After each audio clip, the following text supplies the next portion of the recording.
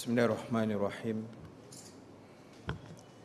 Assalamualaikum warahmatullahi ta'ala wabarakatuh. Al-Fatihah. A'udzubillahi minasyaitonirrajim. Bismillahirrahmanirrahim. Alhamdulillahi rabbil alamin, arrahmanirrahim, maliki yaumiddin. Iyyaka na'budu wa iyyaka nasta'in. Ihdinas siratal mustaqim. Siratal ladzina an'amta 'alaihim ghairil maghdubi 'alaihim waladdallin.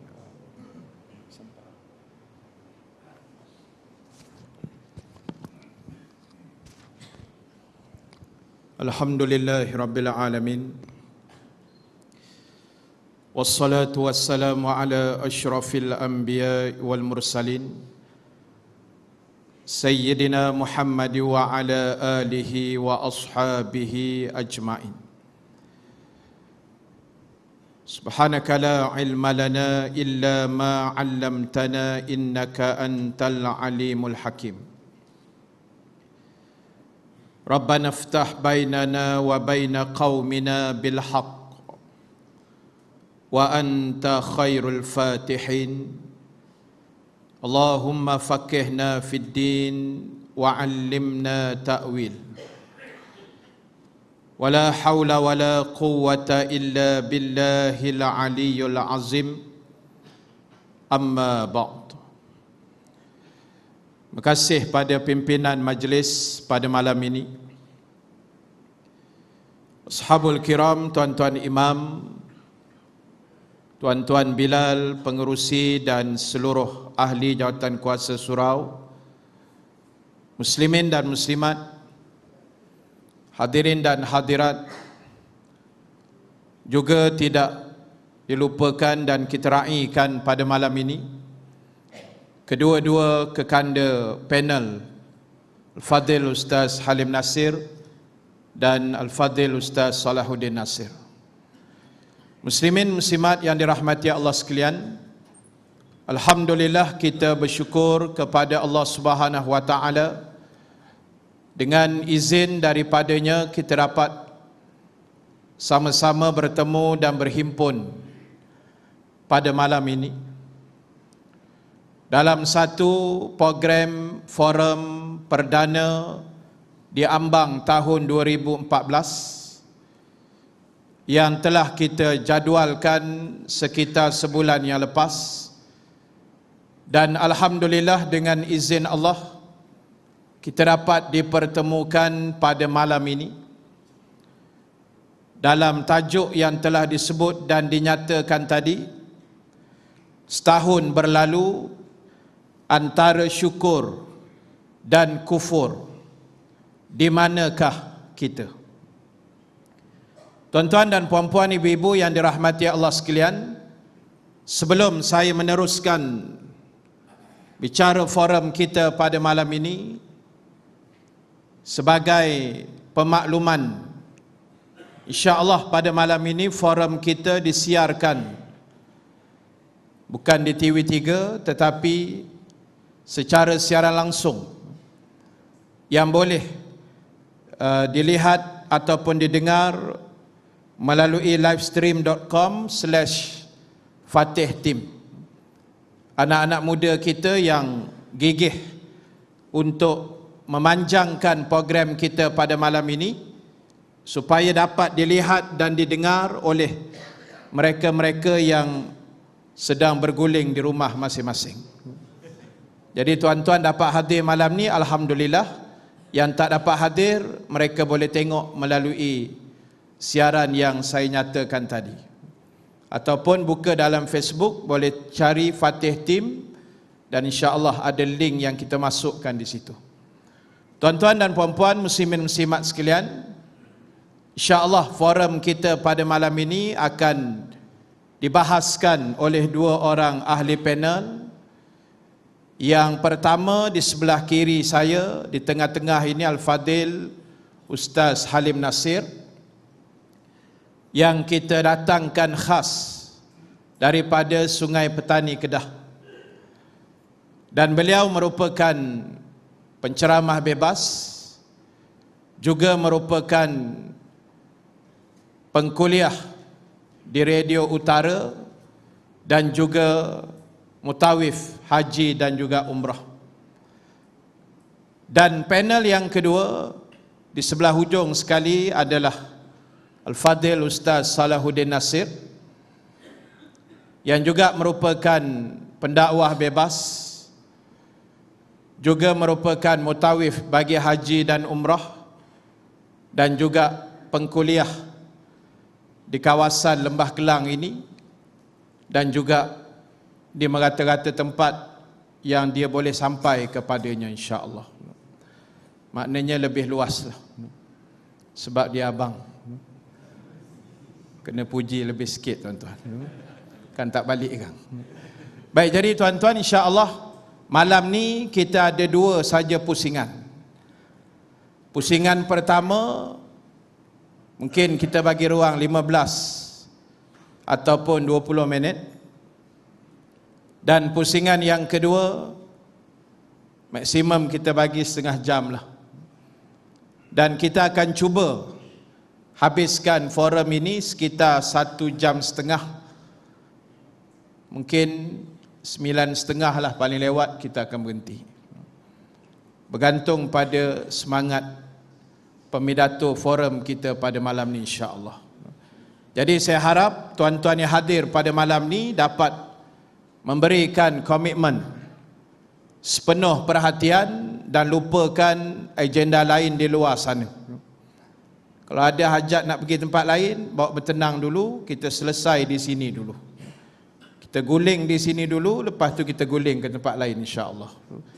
Baik tuan-tuan, untuk meneruskan perbincangan kita pada malam ini, marilah kita melihat sedikit kupasan yang berkait dengan tajuk kita, iaitulah saya nak melihat apabila disebut syukur dan juga nikmat, ianya adalah dua perkara yang saling berkait, berpisah tiada.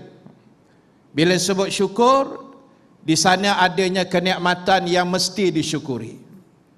Jadi sebagai pusingan yang pertama ini, kita mempersilakan Al-Fadhil Ustaz Halim Nasir bagi memperincikan lagi kepada kita tentang nikmat dan juga kesyukuran ini, bagaimana untuk kita melihat dan kita mempraktikkan dalam kehidupan kita. Dengan segala hormatnya dipersilakan. Bismillahirrahmanirrahim. Assalamualaikum warahmatullahi wabarakatuh. Alhamdulillahi rabbil alamin. Wa bihi nasta'in ala umurid dunya waddin. Salatan wa salaman ala rasulillah Sayyidina Muhammad wa ala alihi wa ashabihi ajma'in. Amma ba'd.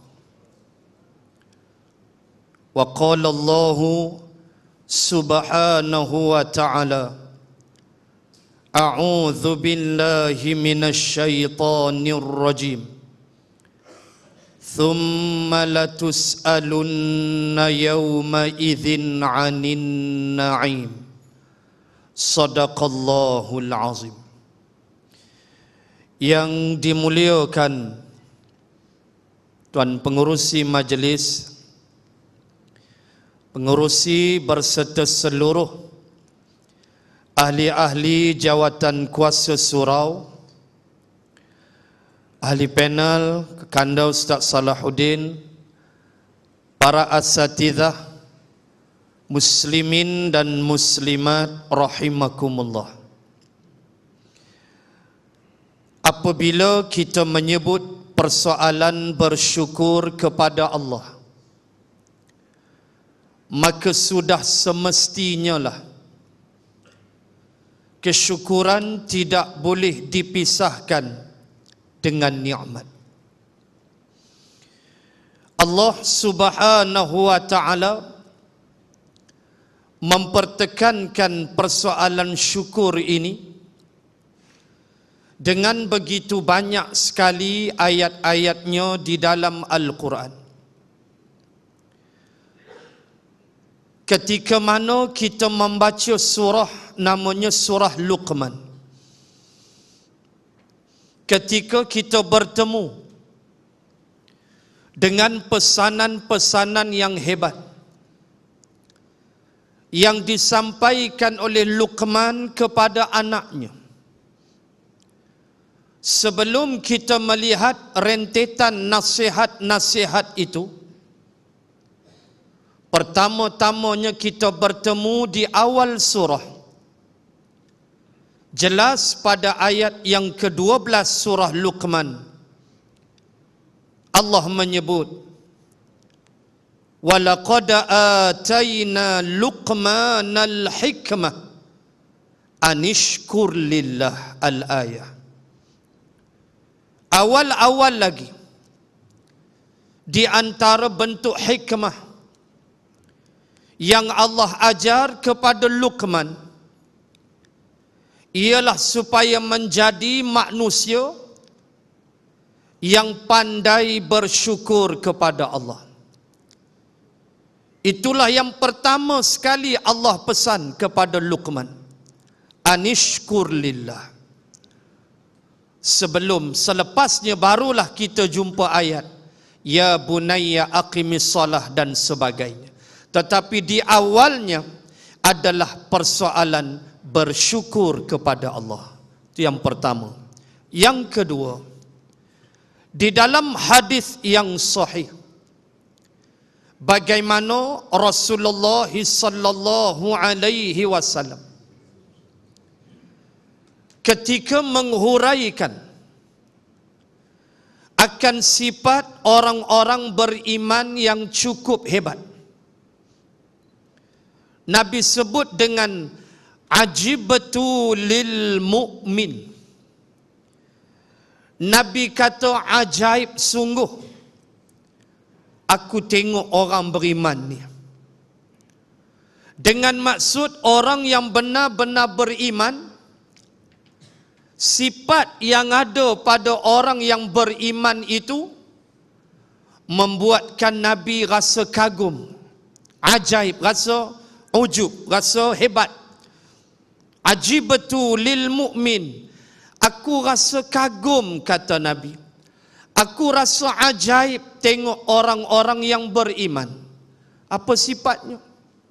Idza asabahu khairun hamidallah wa syakara, wa idza asabathu musibah hamidallah wa sabara. Ini jelas Nabi sebut. Ajaib, heran aku tengok orang beriman, kata Nabi. Hebatnya orang beriman ini. Apa sifatnya? Idza asabahu khairun, apabila Allah beri kebaikan pada dia, beri nikmat pada dia, beri benda yang baik pada dia, maka pertama kata Nabi, hamidallah, dia puji Allah. Keluar rizak PMR, puji Allah dulu. Keluar rizak apa pun yang menggembirakan dia, nikmat apa pun, hamidallah, dia puji Allah dulu. Yang kedua, wasyakara, dia bersyukur. Sama ada dia melakukan sujud syukur atau dia bersyukur dalam bentuk al-jawarih, anggota tubuh badan dia, bersedekah dan sebagainya atas nikmat yang Allah kurniakan. Dan ajaib orang beriman, kata Nabi, apabila Allah musibah, Allah beri dia bencana musibah, hamidallah, dia puji Allah, wasabara, dan dia bersabar. Panjanglah hadis tu. Cuma nak sebut syukur, puji Allah, kemudian bersyukur, tidak boleh pisah daripada nikmat yang dikurniakan Allah kepada kita, sehingga Nabi merasa kagum, merasa cukup hebat Nabi lihat orang-orang beriman yang sedemikian sifatnya. Dua. Yang ketiga, apabila kita sebut syukur dan nikmat, kita mesti faham muslimin dan muslimat, nikmat yang Allah beri kepada kita, sama ada selama setahun ke, atau bila-bila waktu, kita tak peduli waktu, nikmat yang Allah beri. Kita kena faham nikmat yang Allah kurniakan sebenarnya adalah merupakan ujian besar daripada Allah untuk melihat sama ada kita benar-benar bersyukur atau tidak. Saya bawa dalil Suratun Namli, surah semut, ayat 40, yang kita boleh ambil iktibar bagaimana sebenarnya nikmat yang Allah kurniakan kepada kita adalah ujian daripada Allah. Dalil, ketika Nabi Allah Sulaiman alaihi salam bermesyuarat dengan tentera-tentera dia yang terdiri daripada jin dan manusia, mesyuarat memutuskan untuk mengangkat singgasana Balqis. Balik pada ayat awal, ketika burung hudhud tidak hadir dalam perbarisan pagi tentera Nabi Sulaiman, rupanya hudhud terbang ke Yaman. Min sabain binaba'in yakin, hudhud terbang ke Yaman daripada Palestin menuju ke Yaman, kerajaan Sabak, kerajaan Yaman tua yang dipimpin oleh Balqis. Palestin ke Yaman 2000 km. Hudhud terbang menggunakan minyak kuning RM2.10. Dia tak boleh pakai minyak hijau sebab tak turun-turun. Dia akan senantiasa naik, percayalah. Bila dia absent place of duty, dia tidak hadir dalam perbarisan pagi itu, dia pulang dalam keadaan dia telah diugut oleh Nabi Sulaiman, sama ada mengemukakan layak tiyanni bisultanim mubin, kalau tak nak kena sembelih mesti beri 10 alasan baik, 10 good reason, show cause letter, kena surat tunjuk sebab hudhud. 10 alasan kamu tak payah kena sembelih. Hudhud menghadap Nabi Sulaiman. Buka Suratun Namli. Famakatha ghaira ba'idin, aku datang wahai Nabi Allah Sulaiman, ba'id, aku datang daripada jauh, dan aku bawa naba'in, satu berita, min Sabak, daripada Sabak. Bukan Sabak bernam, Sabak kerajaan Yaman tua. Nabi Sulaiman kata, biar betul. Betul, aku bawa berita, inni wajadtum ra'atan tamlikuhum, aku lihat seorang perempuan jadi pemerintah. Perempuan tu dia ada semua, jet dia semua ada, dia perintah. Perempuan tu, ni Quran ni. Quran sebut imra'ah, Quran tidak sebut Balqis. Quran Allah sebut imra'ah, seorang perempuan. Dan perempuan ini bila dia perintah, wa utiyat min kulli syai', Allah beri dia segala sumber untuk dia memerintah. Itu yang saya sebut tadi tu, semua Allah bagi. Tapi sayang, kata hudhud, yasjuduna lisyamsi, min dunillah. Balqis dan rakyatnya sembah matahari. Ringkas cerita, Nabi Sulaiman terima laporan, tulis surat kepada Balqis, suruh datang ke Palestin. Baik, on the way nak sampai Palestin, Nabi Sulaiman nak buat kejutan. Apa ingat Akademi Fantasia aja ada kejutan? Nabi Sulaiman nak buat kejutan. Sebelum Balqis sampai, singgah sana dia sampai dulu. Subhanallah. Maka ibu ayah muslimin muslimat, rojok surah An-Namli start ayat 39. Nabi Sulaiman kata, siapa di antara kamu yang boleh angkat singgasana Balqis? Tengok teknologi Nabi Sulaiman. Qala ifritum minal jin. Berkatalah jin, tapi jenis dia ifrit. Jin ni dia banyak jenis. Qala ifritum minal jin. Berkatalah jin, tapi kumpulan nasab dia ifrit. Ifrit ni jin jahat. Dia jenis seokok jin ni jahat. Dia jahat.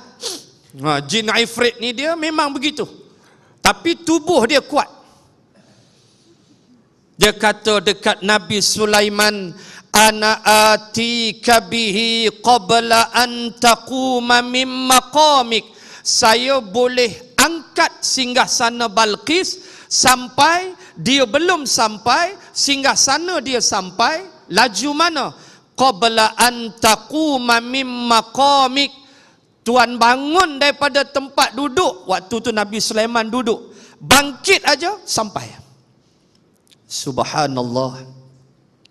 Laju mana tuan-tuan? Ni bukan Nasrul Haq. Duk main hembuh-hembuh, tak ada.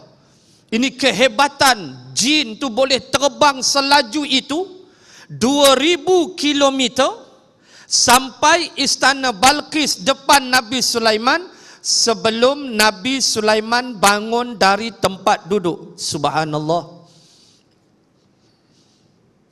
Tengok ayat 40.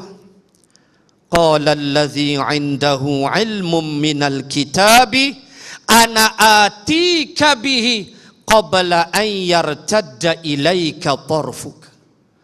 Tiba-tiba bangun seorang tua. Orang tadi jin, bangun seorang tua. Dia kata yang tu lambat. Lambat. Saya boleh angkat sebelum ataupun yartadda ilaika tarfuk. Sekelip mata. Nabi Allah Sulaiman kelip mata sampai. Jin tadi Nabi Sulaiman bangun dari tempat duduk, mungkin ambil masa 2 second, 3 second.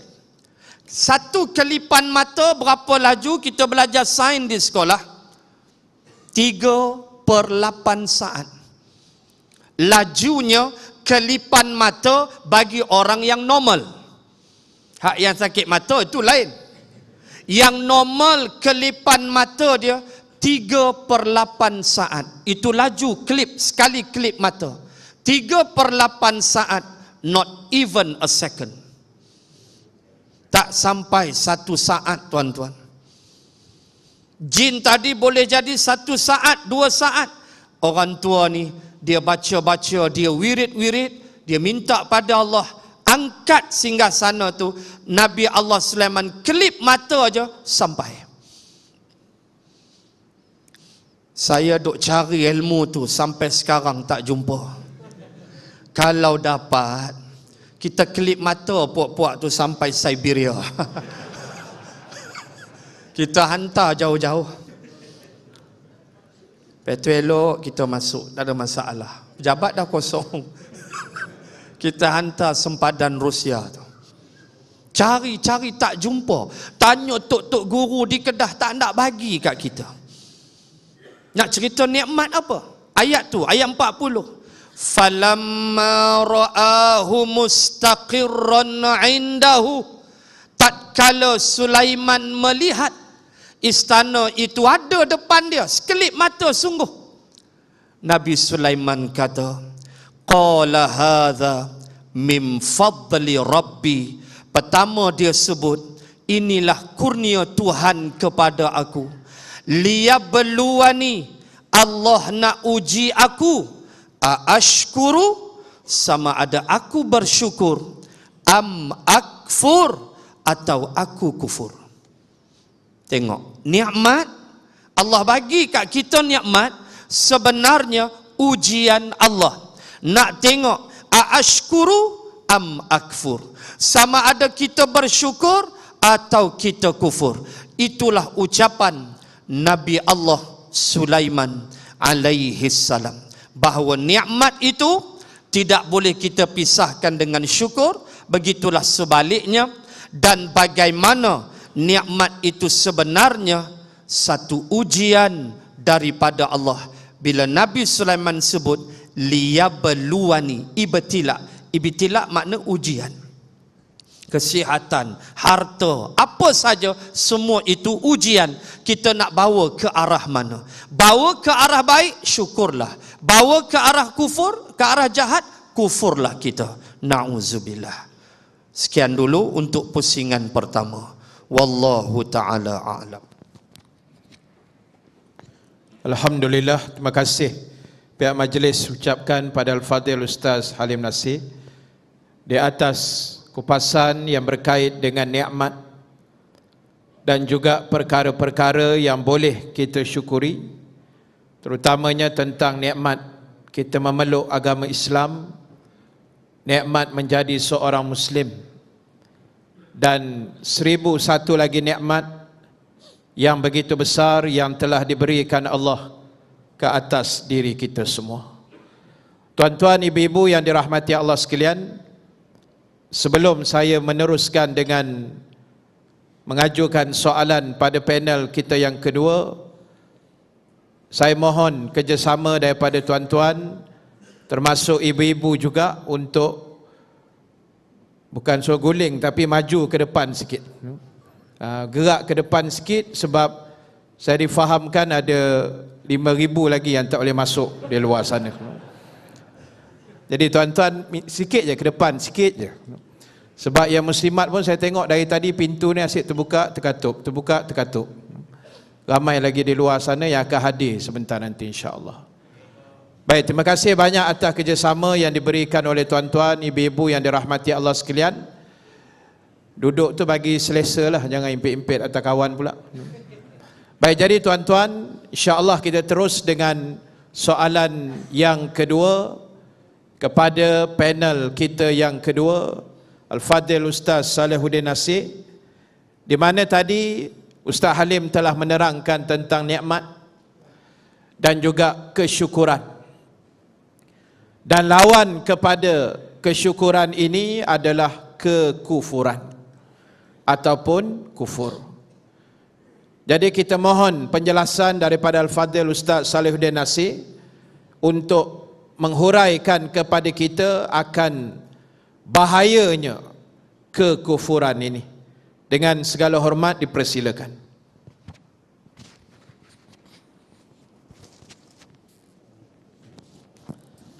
Assalamualaikum warahmatullahi wabarakatuh.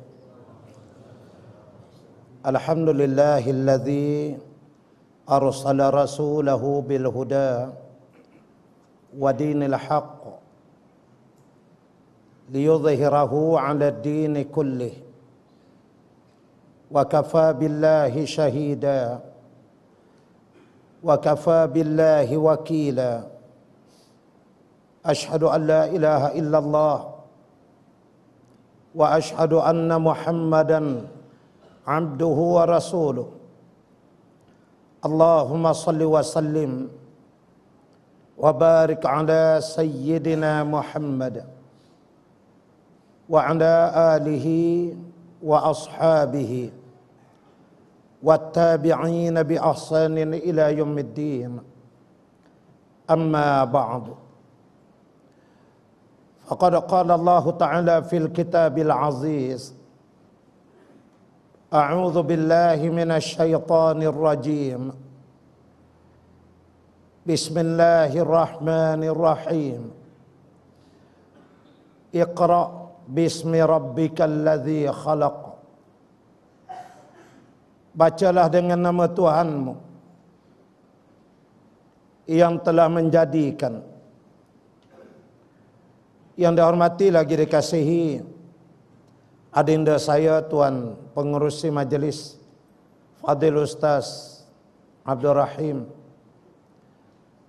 adinda saya ahli panel yang pertama Fadil Ustaz Abdul Halim,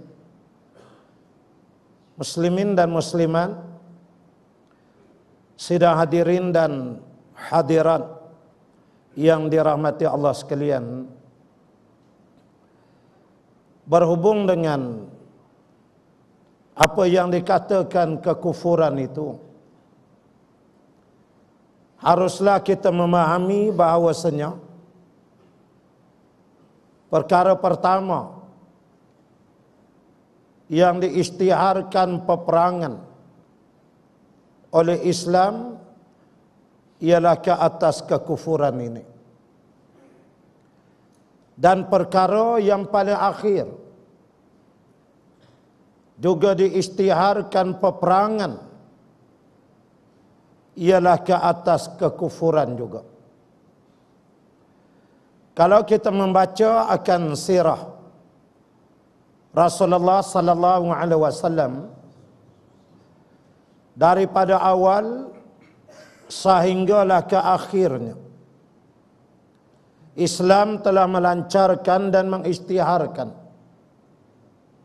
peperangan tanpa henti ke atas kekufuran ini. Bukan bermula daripada zaman Nabi Muhammad sallallahu alaihi wasallam, tetapi telah bermula semenjak daripada zaman Nabi Adam alaihi salam. Semua nabi-nabi dan rasul-rasul membawa bendera dan risalah ini,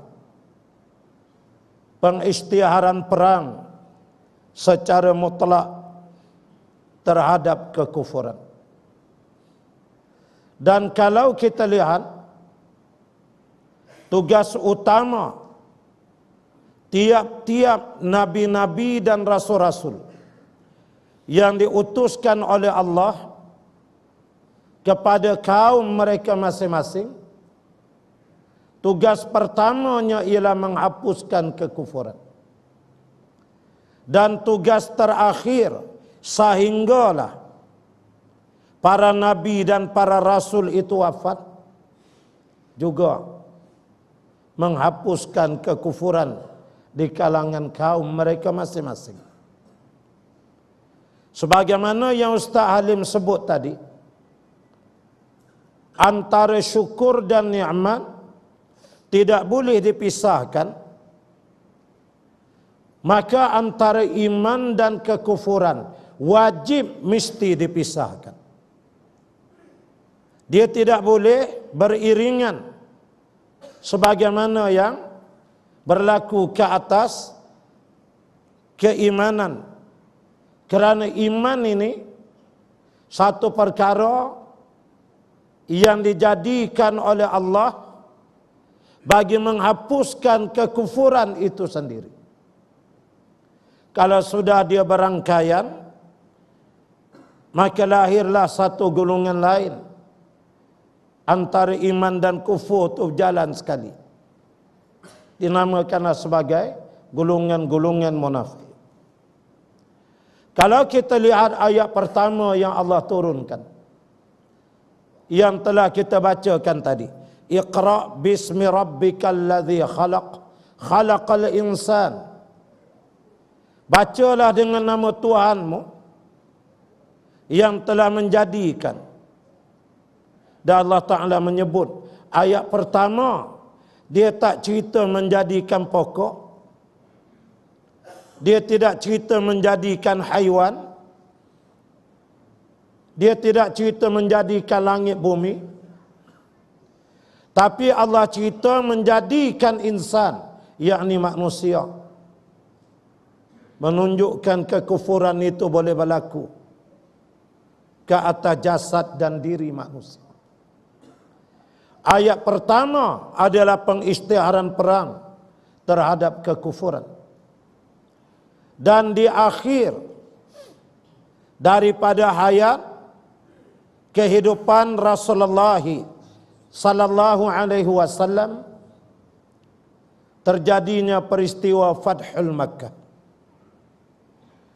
Di antara benda besar selain daripada azan yang dilakukan oleh Bilal bin Rabah radhiyallahu an di atas Kaabah,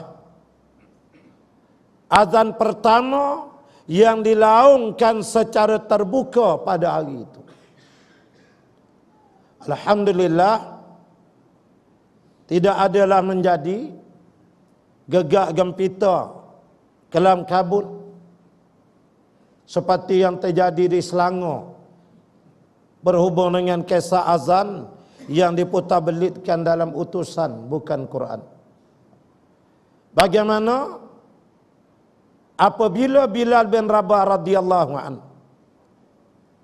melaungkan azan tu, kata ulama, sebelum daripada itu rangkaian peristiwanya ialah menghancurkan patung-patung dan berhala-berhala, jumlahnya lebih 360 buah. Khalid ibn al-Walid radhiyallahu an bersama dengan 70 orang tentera memecahkan satu demi satu, melenyapkan kekufuran, sama ada dalam bentuk jasadiahnya atau dalam bentuk hukumiahnya. Setelah ditegakkan negara Islam di Madinah, dihapuskan kekufuran itu. Semuanya menunjukkan bahawasanya Islam sahaja merupakan ad-din yang benar-benar berdada dan berdepan bagi menghapuskan kekufuran ini. Sebab itulah golongan-golongan yang menegakkan kekufuran dan bersama dengan kekufuran, paling mereka takut tidak ada lain melainkan Islam dan gerakan Islam itu. Karena mereka tahu yang akan menghabiskan mereka ialah Islam ini. Sebab Islam tidak akan pernah berhenti walaupun satu saat, melainkan akan terus memerangi akan kekufuran itu. Ulama-ulama menyebut, bila disebut kekufuran, bendanya dosa. Bila dosa, kata ulama, jangan ambil kira. Tadi Ustaz Rahim tanya bahaya dia tu. Bila kufur ni suatu dosa, maka bila dianggap dosa, jangan diambil kira dosa besar, dosa kecil. Pembahagian itu ada, tapi jangan kita menyandar sangat ke situ. Sebab dosa tetap dosa. Kata ulama, yang harus diperhatikan ialah kepada siapa kita melakukan dosa itu. Kalau tidak kepada Allah, ilah, yakni sembahan yang menentang dan membasmi kekufuran itu. Sidang hadirin yang dirahmati Allah sekalian, bahayanya kekufuran ini kita maklum. Banyak kalau kita nak kupas dan terjemahkan. Di antaranya ialah firman Allah Ta'ala, "Wallazina kafaru awliya'uhum at-taghut yukhrijunahum minan nur ila zulumat." Ini masalahnya. Dan orang-orang yang kafir, yang kufur itu, pemimpin-pemimpin mereka, ketua mereka adalah taghut. yakni orang-orang yang melampaui batas, termasuk perempuan keturunan Yaman tadi. Ini dari kalangan kelompok-kelompok kekufuran, di mana bila kufur ni ada, yukhrijuhum minaz zulumati ilan nur. Itu kalau keimanan, daripada gelap dia masuk ke arah cahaya. Tapi kalau kekufuran, minan nur ila zulumat, dia keluar daripada cahaya tu masuk ke dalam kegelapan yang tidak ada penghujungnya. Oleh kerana itu, kalau kekufuran ni dah datang tuan-tuan, dah membejat dalam hati dan benak manusia, surau pun dia kunci. Dah sungguh perangai puak-puak kufur ni. Tersah kata rumah dia, rumah Allah dia kunci. Mula naik semangat. Pengusi tadi mula-mula dia lambung dah. Ya. Hadirin sekalian, saya nak menyebut sikit punca mengapa manusia boleh jatuh kufur ni. Pertama sekali, kata ulama, berdasarkan hadis Rasulullah sallallahu alaihi wasallam, Rasulullah menyebut 3 perkara. 3 ni kalau manusia buat, bermulalah kekufuran di dalam kehidupan dia. Atau Nabi kata, dia meninggalkan salah satu aja. Tidak 3-3, satu aja dia tinggal, pun dia bermula dah dengan pelayaran kekufuran dia.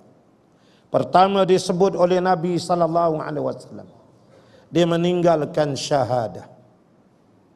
Sebab itu syahadah ulama pecah kepada 2. Satu lafaz, satu tuntutan dia. Ramai yang melafazkan 2 kalimah syahadah, tapi ramai juga tidak mengisi tuntutan-tuntutan syahadah. Di antara tuntutan syahadah, bila disebut la ilaha illallah, di antara tuntutan itu, ilal hukmu illa lillah. Itu tuntutan dia. Tidak ada hukum melainkan mesti hukum Allah Subhanahu wa taala. Terang nampak dalam tuntutan syahadah. Brunei lebih awal daripada Malaysia dalam menyambut tahun baru ini. Mulai Januari 2014 kita tahu Brunei akan melaksanakan undang-undang Islam, hudud qisas dan ta'zir. Dia lebih awal melaksanakan tuntutan. Malaysia baru lafaz saja. Kita kena berjuang supaya tuntutan itu dilaksanakan. Yang kedua, Nabi kata bila seseorang itu meninggalkan sembahyang 5 waktu, manakala yang ketiga dia meninggalkan puasa Ramadan. Sama ada ketiga-tiga, atau satu di antara 3, atau 2 antara 3, dia telah memulakan proses kekufuran dalam diri dia. Yang kedua, kata ulama, punca manusia jadi kufur kerana menurut nafsu dan akal yang sesat. Ada nafsu yang baik, nafsu mutmainnah. Ada nafsu yang baik, ada akal yang baik. Tapi ada orang yang menurut nafsu dan akal yang jahat, maka dia kufur. Yang ketiga, kekayaan yang membawa kepada tahap memperhambakan manusia dan memperbodohkan manusia. Kekayaan yang membawa kepada tahap memperhamba dan memperbodohkan manusia. Kalau ayam mahal, jangan makan ayam. Ya. Pasal dah kaya. Dia tu dah kaya yang cakap. Dia mula nak menunjukkan sifat-sifat kekufuran penentangan itu. Dan kalau tak mahu harga tol naik, cari aja jalan raya kampung. Kalau payah sangat semua tak nak, pindah aja tukar warga negara. Sedap-sedap dia bercakap. Ingat bapak dia punya Malaysia ni, ya. Nanti kita baru mula baru. Ini disebut oleh para ulama fiqrah. Dia tak rasa dia betul semua. Kekayaan. Contoh kalau zaman Fir'aun, Qarun. Sehingga akhirnya Allah benamkan. Jadi tasik Al-Fayyum di bumi Mesir itu. Sehingga tidak ada manfaat lagi. Seterusnya orang boleh jadi kufur kerana menurut datuk nenek moyang walaupun sesat. Yang ni pun orang Melayu kuat sangat. Aku yang ni kepantang tok nenek. Itu yang tak tahan. Ya. Dia duduk ke pantang tok nenek dia. Walaupun sesat, dia turun. Dia boleh menuju ke arah kekufuran. Hadirin yang dirahmati Allah sekalian, saya berhenti sekadar itu dulu berdasarkan masa yang diberikan oleh pengerusi. Walaupun saya big bro, saya boleh walap je 2 orang ni, ya. Tapi ni majlis dia pengerusi. Jadi kita tak boleh lawan lah pengerusi kan. Sekian, Assalamualaikum warahmatullahi wabarakatuh. Alhamdulillah. Kita telah mendengar sebentar tadi akan kupasan yang disebutkan oleh Al-Fadhil Ustaz Salihuddin Nasir tentang bahayanya kekufuran. Dan oleh kerana itu, untuk mengelakkan perkara ini terjadi dalam kehidupan kita, maka sama-samalah kita menjaga proses yang dipanggil sebagai tazkiyatun nafs, proses pembersihan jiwa. Alhamdulillah, kita bersyukur bila kita ditakdirkan Allah ditempatkan dalam negeri Selangor Darul Ihsan ini, yang mana untuk pengetahuan tuan-tuan, ibu-ibu yang dirahmati Allah sekalian, saya sebut juga di beberapa tempat sebelum ini, ada kajian yang dibuat secara tidak rasmi. Setiap malam kuliah maghrib yang bergerak di dalam negeri Selangor ini, setiap malam kuliah maghrib yang diadakan di seluruh negeri Selangor, surau-surau dan masjid-masjid, jumlahnya hampir mencecah 2,000 kuliah setiap malam. Seluruh negeri Selangor. Kalau tuan-tuan congak Shah Alam saja, ada berapa section di Shah Alam ni? 30 lebih section dia. Kalau satu section bukan satu kuliah, satu section kadang 5-6 kuliah merata-rata, surau masjid. Tu baru Shah Alam. Belum cerita di Bangi, belum cerita di Kuala Langat, Hulu Langat, tempat kami di Gombak, kuliah merata-rata. Ramainya ustaz, ustazah setiap malam bergerak dengan jumlah 2,000 orang hampir.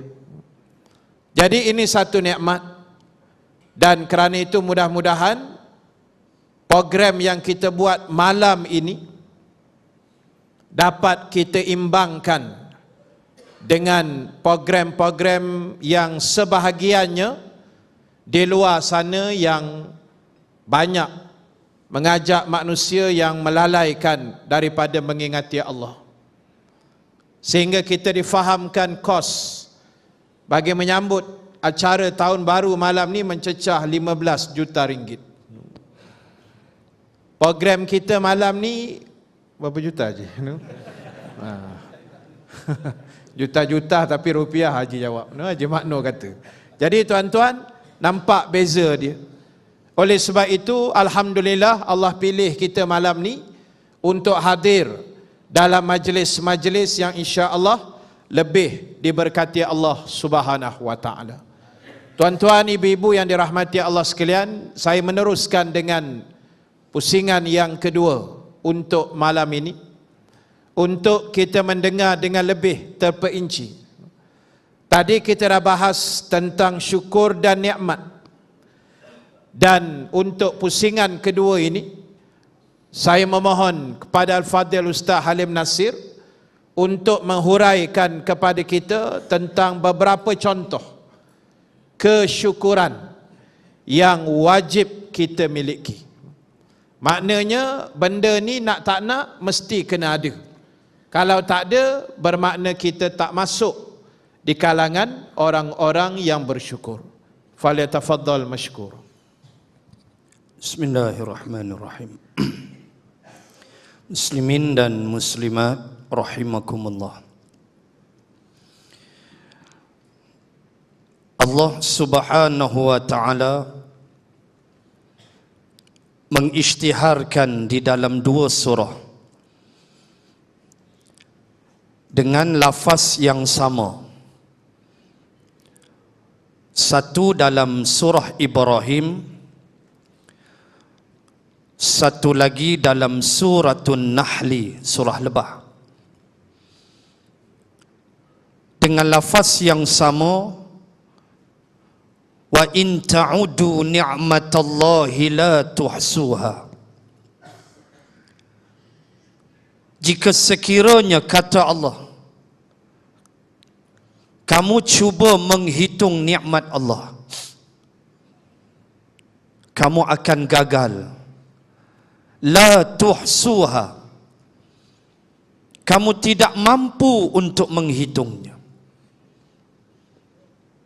Kerana terlalu banyak nikmat. Hatta disebut Allah dalam surah Az-Zariyat, wa fi anfusikum afala tubsirun. Dan pada dirimu sendiri, kata Allah, apakah kamu tidak dapat melihat keagungan, kebesaran nikmat Allah pada tubuh kita? Bayanglah sekeping lidah yang macam-macam rasa atas sebuah sekeping lidah. Tak payah bawa beg, bawa lidah spare, tak payah. Lepas makan mi kari pedas nak isap rokok, ambil lidah yang rasa rokok. Tak ada. Lidah sekeping kita orang Melayu sampai Jeddah, sampai Makkah, Madinah, reti cakap Arab sepatah dua, walaupun anak entah. Diacah sikit di Pak Arab, cari jalan lari. Sekeping itulah lidah. Nikmat Allah terlalu banyak, tak boleh hitung. Namun saya petik daripada kitab Al-Isti'dad Liyaumil Ma'ad, karangan Al-Hafidh Imam Ibn Hajar Asqalani rahimallahu ta'ala. Beliau menulis, ada beberapa nikmat yang wajib kita kenang setiap masa dan waktu. Walaupun kita tak mampu nak hitung nikmat yang begini banyak, tapi kata Imam Ibn Hajar, ada beberapa nikmat yang kamu mesti ingat, kenang setiap masa. Pertama katanya, nikmat Nabi Muhammad menjadi Rasul kita. Itu nikmat yang cukup besar.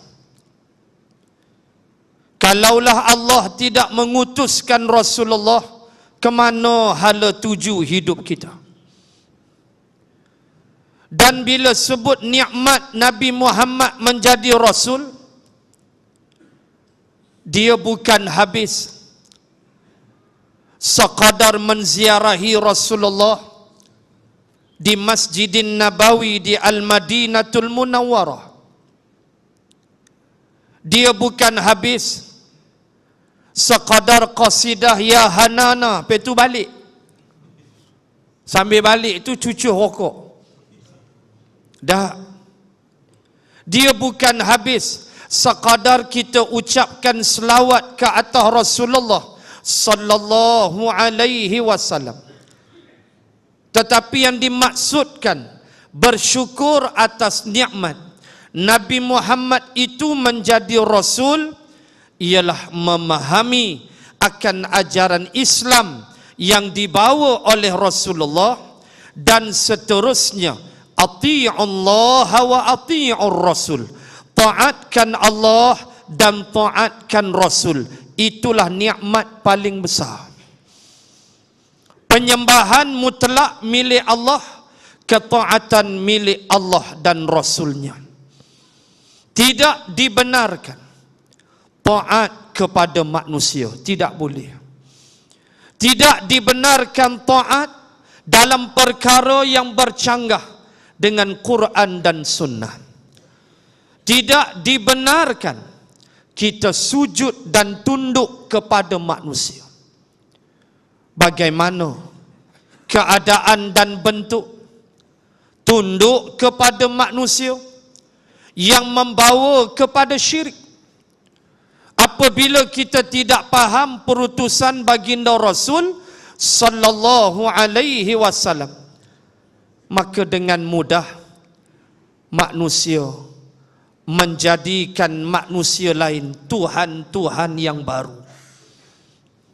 Ada dalil? Ada.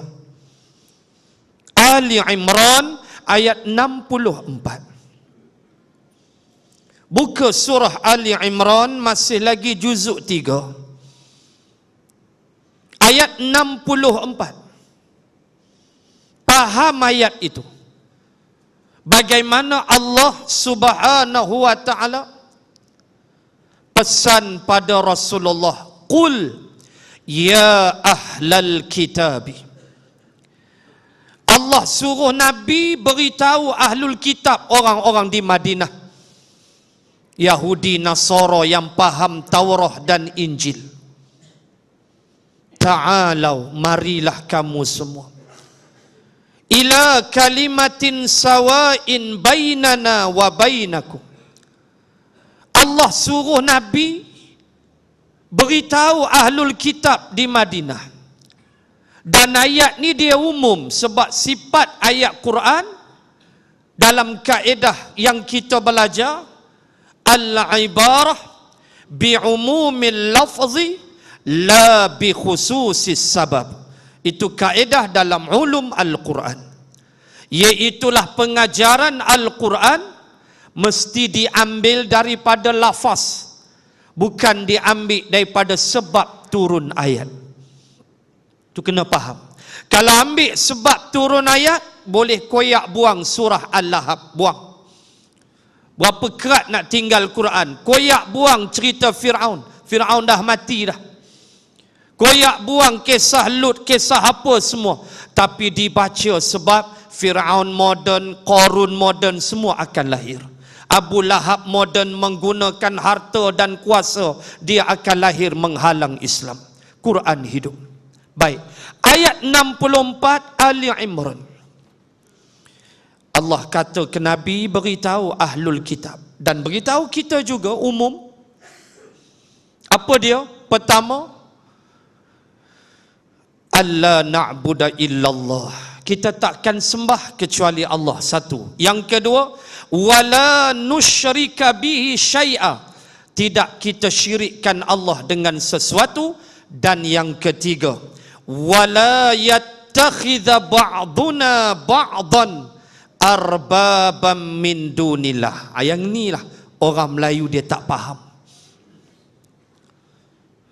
Allah kata apa? Wala yattakhidha ba'duna ba'dan arbaban. Janganlah sebahagian daripada kita, kata Allah, mengambil sebahagian yang lain sebagai arbaban. Arbab jamak, mufrad Rabb.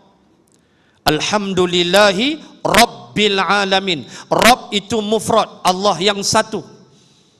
Arbab jamak, Tuhan-Tuhan. Baik, Allah sebut jangan sebahagian kamu melantik sebahagian kamu menjadi arbaban, menjadi Tuhan-Tuhan min dunillah, selain Allah. Mungkin orang akan bercakap, kami tak sembah patung, kami tak sembah berhala. Mungkin Melayu cakap macam tu kerana kurang dangkalnya ilmu dia. Apa maksud kami nak sembah manusia?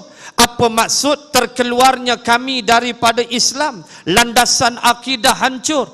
Apa maksud sembah manusia? Bawa satu cerita Adi bin Hatim radhiyallahu anhu.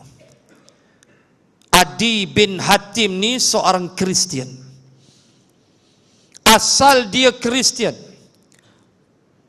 Akhirnya dia convert, dia masuk Islam. Adi bin Hatim ni dia bukan padri biasa. Dia ada reverend, dia ada father, reverend, sampai pop, itu paling tinggi dalam Roman Catholic. Dia ada pangkat. So satu hari sepupu dia kata ke dia, why not? Kenapa tidak kamu pergi ziarah Abul Qasim? Ya, mereka tak panggil Rasul, mereka tak panggil Muhammad, mereka panggil Abul Qasim. Kenapa kamu tak nak ziarah Abul Qasim? Dia seorang yang baik. Kata sepupu dia Islam. Kamu pun tahu dalam Taurah siapa dia Abul Qasim. Siapa dia yang turut menanti Rasulullah di Saniyatil Wada' di Madinah ketika Nabi sampai dalam peristiwa hijrah. Siapa dia yang menanti, turut sama menanti, ialah pemimpin Yahudi, Huyai bin Akhtab dan rabai-rabai dia. Tunggu Rasulullah, karena Taurah dah beritahu. Mereka tengok Nabi. Rabai-rabai tanya Huyai, inikah lelakinya wahai Huyai? Waktu tu Nabi berjalan dengan Abi Bakrin. Inikah lelakinya yang Taurah sebut? Rasul akhir zaman. Huyai mengangguk dengan lemah sekali. Lalu Rabai kata, apa kita nak buat? Huyai jawab, kita bunuh dia. Hari pertama Nabi sampai Madinah, Yahudi baca kitab Taurah, kenal Nabi. Adi bin Hatim kata, okeylah, boleh pergi ziarah. Dia pergi jumpa Rasulullah. Dia pakai jubah padri itu. And then dia pakailah dia punya cross, salib dia, rantai dia. Dia Roman Catholic. Dia punya pegangan, dia Kristian. Dia datang jumpa Nabi, Nabi welcome dia sebagai tetamu. Man kana yu'minu billahi wal yaumil akhir falyukrim dhaifah. Siapa yang beriman pada Allah dan hari kemudian, Nabi kata muliakanlah tetamunya. So dia datang sebagai tetamu, Nabi welcome dia. Ketika Nabi bersalam dengan dia, Nabi nampak salib Kristian, rantai yang dia pakai. Tiba-tiba Rasulullah membaca sepotong ayat tanpa disuruh. Tengok-tengok saja rantai itu Nabi baca. Ittakhadhu ahbarahum wa ruhbanahum arbabam min dunillah. Ayat 31 surah At-Taubah. Tak ada angin, tak ada ribut, Nabi baca ayat itu. Maksud ayat, dan mereka telah menjadikan rahib-rahib mereka, padri-padri mereka sebagai Tuhan arbab, sebagai Tuhan-Tuhan yang mereka sembah. Nabi baca ayat tu depan Adi bin Hatim. Terperanjat Adi bin Hatim. Adi bin Hatim kata, kami tak sujud pada padri kami seperti mana kamu sujud dalam solat. Apa maksudmu wahai Abul Qasim? Kami menyembah rahib padri kami. Rasulullah menjawab, apabila Allah mengharamkan sesuatu di dalam Injil, padrimu mengharamkannya.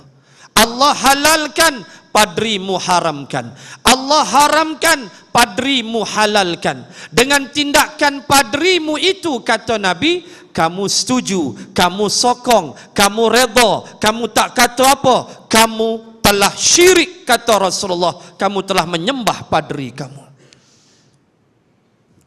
Apabila Allah mengharamkan sesuatu dalam Quran, ada Melayu bagi halal kata boleh. Apabila Allah menghalalkan sesuatu dalam Quran, ada Melayu kata tak boleh. Orang lain pun sokong, redha, angguk, apa semua, sama hukum.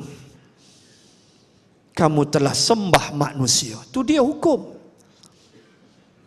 Bila tak terti, tak faham nikmat Nabi Muhammad jadi Rasul, inilah dia. Yang dia kira banyak berselawat, bawa banner, poster, hari Maulid Ar-Rasul, kena nasi bungkus, kona gia balik.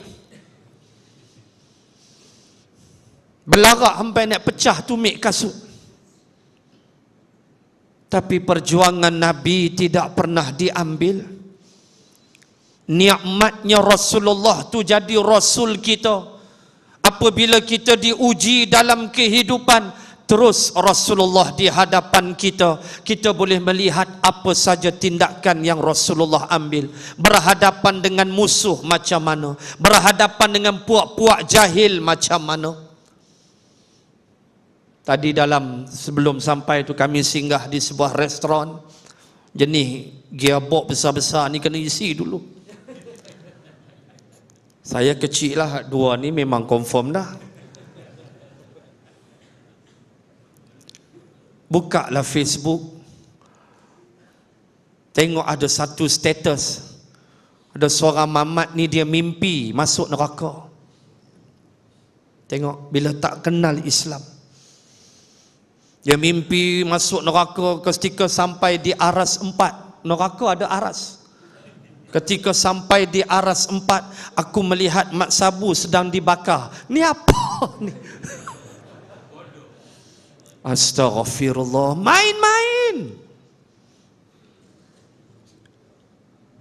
Main-main dengan neraka, tuan-tuan. Sampailah disebut Haji Hadi, semua dia sebut, semua masuk neraka. Dia mimpi aras 4 aja, tu yang tak tahan tu. Dia main-main dengan azab neraka Allah. Sedangkan Rasulullah ketika Isra dan Mi'raj, Nabi berhenti bila Jibril bawa. Nabi berhenti sebab rasa bahang dah kulit. Nabi tanya Jibril, dekat dah ke neraka? Jibril kata jauh lagi, 50,000 tahun perjalanan. 50,000 tahun Nabi dah nak tanggal, kulit dah bahang. Mamat tubuh dalam status dia mimpi masuk neraka. Dalam surah Az-Zukhruf ayat 77, wa nadau ya maliku liyaqdi alaina rabbuk qala innakum makithun. Menyerulah ahli neraka, wahai Malik, wahai malaikat Malik, liyaqdi alaina rabbuk, pergilah jumpa Tuhan, tolonglah kami request, kata ahli neraka. Pergi jumpa Tuhan, minta dengan Allah, liyaqdi alaina rabbuk, tolonglah matikan kami sekarang, kami tak tahan dah. Ahli neraka minta nak mati. Tak usah seksa dah, bagi mati senang. Kata malaikat Malik, innakum makithun, kamu akan tetap diseksa dalam neraka, tak mati-mati. Boleh main-main dalam Facebook. Tuh, tak kenal tu Rasul. Yang Nabi sebut tentang neraka begitu terperinci. Yang Rasulullah, Jibril datang beritahu umatmu wahai Muhammad akan masuk neraka Jahannam. Nabi berubah muka, tak keluar rumah, semayang masuk rumah, semayang masuk rumah. Termenung fikir umat dia masuk neraka. Paling teruk sekali nama Jahannam. Itu hadis sahih. Maka kenang Rasul, muslimin muslimat, berjuang macam Rasul, bersusah macam Rasul. Kalau kita terlepas nikmat dunia, tak apa, akhirat menanti, syurga menanti. Itu yang pertama. Yang kedua, kata Imam Ibnu Hajar, nikmat yang kita kena kenang setiap hari, antaranya ialah nikmat Al-Quran. Siapa dalam ni yang bosan baca Quran? Angkat tangan, kita kira jerawat dia berapa. Tak pernah rasa bosan? Berapa puluh kali dah kita khatam Al-Quran? Berapa puluh kali dah kita baca Al-Quran? Kita tak pernah rasa bosan.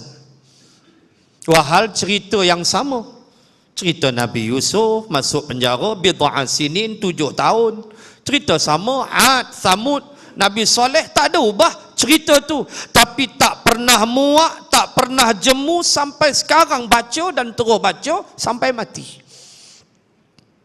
Dan yang paling penting nikmat Al-Quran ialah berhukum dengan hukum Al-Quran.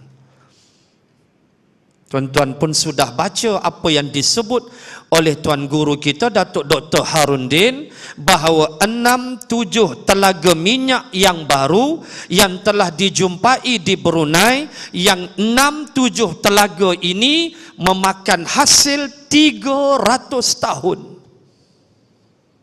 Ya Allah, ya Tuhan, walau anna ahlal qura amanu wattaqau la fatahna alaihim barakatim minas samai wal ard. Itu kan janji Allah, suratul A'raf ayat 96, mana-mana penduduk yang beriman bertakwa, aku buka berkat langit bumi. 300 tahun Sultan Brunei mati dah. Takkan siap dah kiamat apa? 300 tahun dah. 6 telaga boleh makan 300 tahun. Hudud will commence April 2014 di Brunei. Kita April 2015 GST. Geng songkok tinggi. Lain.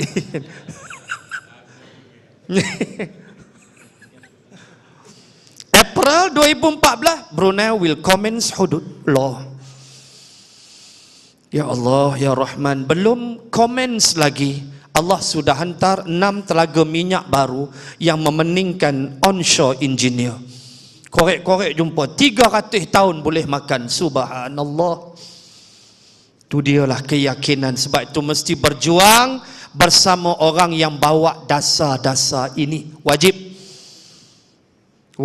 an ya'budullaha wajtanibut taghut. Wajib an ya'budullah, kamu kena sembah Allah, wajtanibut taghut. Wa tu dalam bahasa Arab waw ataf. Waw ataf mesti buat dua-dua, tak boleh tinggal.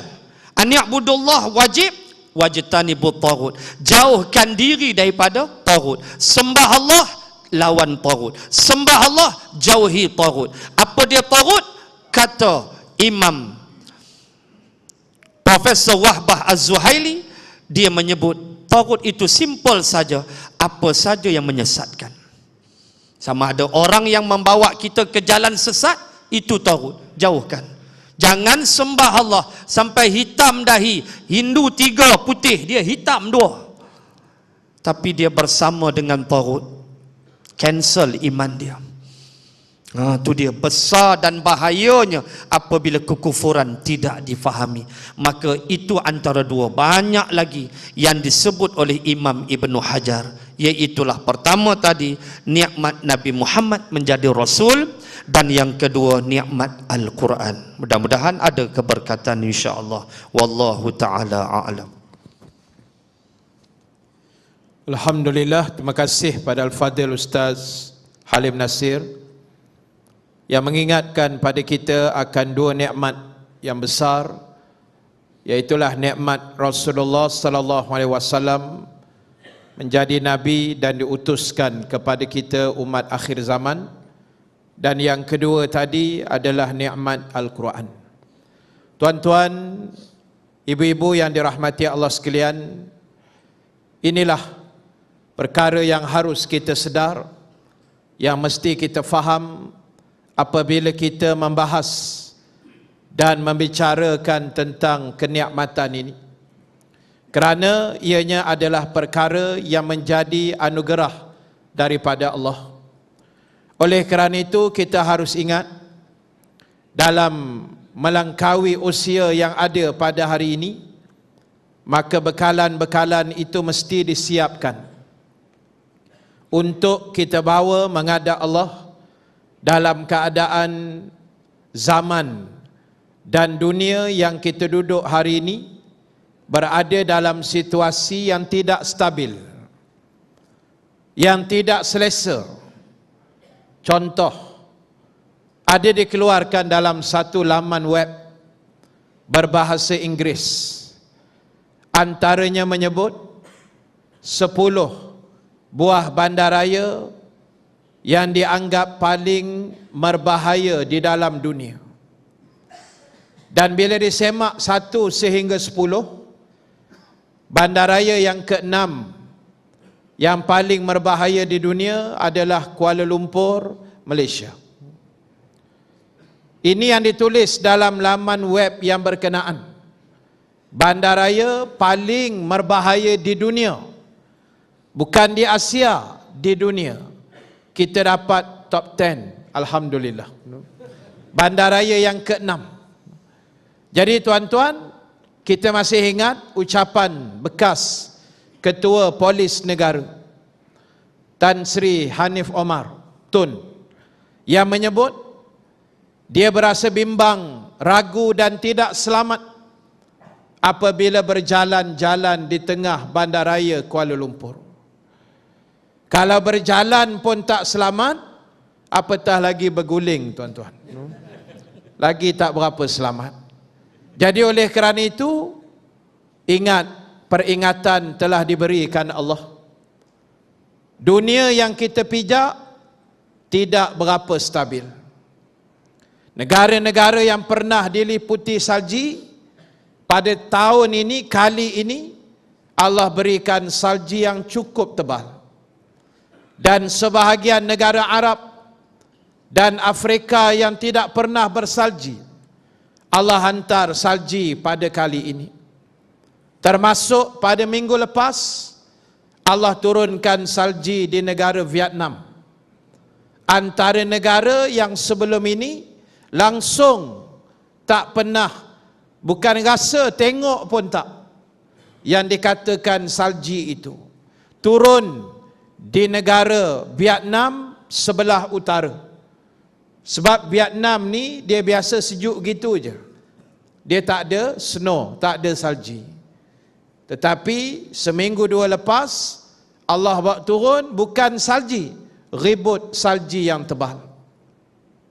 Tuan-tuan cuba buka peta dunia, buka map, cuba tengok negara Malaysia yang macam cili api itu, cuba jengkalkan dengan Vietnam. Entah rasa-rasa jauh ke dekat. Kalau jengkal tu boleh sampai ke tidak. Saya dulu SPM Geografi A1. Jangan nak tembak dengan aku. Walaupun sejarah aku tak lulus. Tapi geografi saya, tuan-tuan, A1. Bentuk muka bumi, negara, sempadan negara, kepadatan penduduk, masa itulah semua dalam kepala, tuan. Masa itu. Sebab Melayu mudah lupa kan. Jadi sekarang ni ingat-ingat lupa gitulah. Jadi kalau kita naik flight pada KLIA Ho Chi Minh pun baru 2 jam, 2 jam setengah. Makna Malaysia dengan Vietnam tak jauh. Kalau Vietnam boleh sampai salji, agak-agak Shah Alam ni lagi berapa minggu saja akan turun agak-agak. Tak mustahil, tuan-tuan, dengan izin Allah Ta'ala. Dan kalau masih itu salji dah turun, jangan kelang kabut nak panggil dah forum 3 beradik. Masing-masing sibuk wirid dah masa tu. Kalau tak bertaubat daripada sekarang, dengan inzar, peringatan yang Allah beri, saya rasa ini satu kerugian yang amat sangat. Jadi tuan-tuan, saya mengambil masa tu sebab geram tak boleh bercakap banyak malam ni.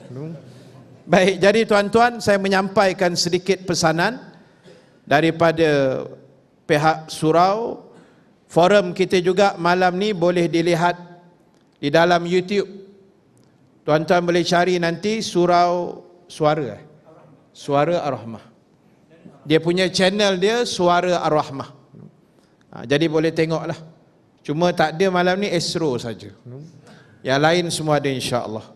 Baik, jadi tuan-tuan, untuk pusingan kedua dan terakhir, kepada panel kita yang terakhir, dan sekaligus dia akan gulung terus.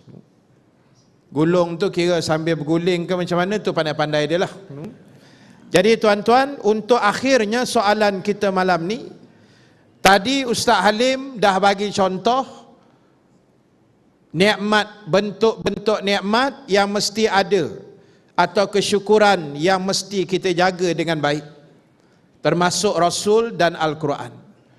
Dan kita nak tengok dalam penutup dan penggulungan ini, iaitu tentang contoh kekufuran, kejahatan, benda yang bercanggah dengan agama yang wajib dan mesti dijauhi oleh tiap-tiap kita di kalangan umat Islam, dan sekaligus menggulung forum kita pada malam ini. Dengan segala hormatnya dipersilakan. Assalamualaikum warahmatullahi wabarakatuh. Faqad qala Allah Ta'ala fil kitabil aziz. A'udzu billahi minasy syaithanir rajim. Dzalikal kitabu la raiba fihi. Dzalikal kitabu la raiba fihi hudan lil muttaqin. Yang demikian itu Al-Quran merupakan sebuah kitab yang tidak ada keraguan padanya, menjadi petunjuk bagi orang-orang yang bertakwa. Hadirin yang dirahmati Allah sekalian,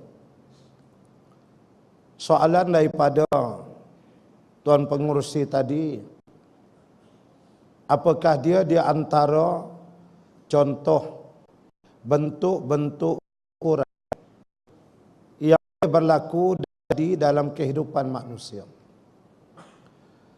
Sebelum saya menghuraikan lebih dalam lagi, pertama sekali harus kita pahami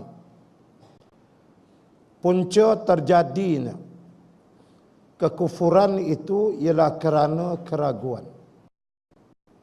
Ragu itu sudah membuka pintu ke kufur. Sebab itulah bila Allah menyebut Al-Quran sahaja, Dzalikal kitab la raiba fih, tak boleh ragu. Bila ragu aja, dia mula akan jadi kekufuran nanti. Manusia mula meragui akan perkara-perkara yang sepatutnya dia beriman. Sebab itulah lil muttaqin. Allah tidak menyebut huda lil muslim. Kalau Allah menyebut muslim, senang kita. Kita mengaku Islam sudah. Tapi bila Allah menyebut lil muttaqin, dia berpunca daripada lawan tak orang yang tidak ragu. Contoh pertama terhadap Allah, yakni ragu terhadap Al-Quran. Ini yang pertama. Keraguan terhadap Al-Quran ini dia berlaku kerana kejahilan. Sebab itu kita kena mengaji, kena jahat buat tak dia datang itu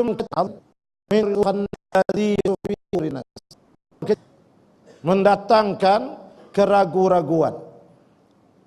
Jadi ragu orang dibuatnya, itu kerja setan. Orang berhimpun nak buat cara aman menurut perlembagaan, minta kaji balik, jangan turunkan harga barang. Turunkan harga tu, jangan naikkan. Suruh turun, kita nak berhimpun elok. Dia kata himpunan guling kerajaan, kan dah ragu tu. Malam ni ramai ragu nak datang.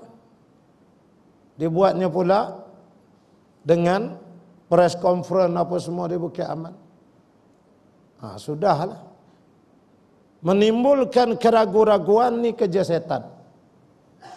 Memang setan dia meragukan terhadap Quran. Memang dia tak nak pun kalau boleh tinggalkan aja Islam ini. Ini kekufuran yang pertama. Yang kedua, berasa ragu-ragu terhadap nubuah, kenabian Nabi Muhammad sallallahu alaihi wasallam. Ragu terhadap hadis-hadis. Hadis-hadis yang sahih yang telah disusun oleh para ulama, dia ragu, ini kekufuran. Dulu ada pak mentua daripada Kubang Pas, bukan pak mentua, pak saudara. Pak mentua tak nak, pak saudara. Dia ni duduk Kubang Pasu, walaupun dah pencen, satu dunia kenal dia. Pak saudara ni, dia pernah minta supaya dikaji balik Al-Quran. Buat Al-Quran, kata dia, penafsiran baru. Kerana kata dia, ulama-ulama mentafsir menurut pemikiran mereka di zaman mereka masing-masing. Ragu tu. Itu satu kekufuran. Ya. Tidak boleh sebenarnya ragu ni. Tak boleh langsung. Dia Quran hadis ni Allah Rasul tak boleh ragu. Dalam apa keadaan pun stand kita yakin aja. Di antara lagi kekufuran itu ialah orang yang mengaku menjadi nabi. Ini telah berlaku di zaman Rasulullah sallallahu alaihi wasallam. Musailamatul Kadzab la'natullah.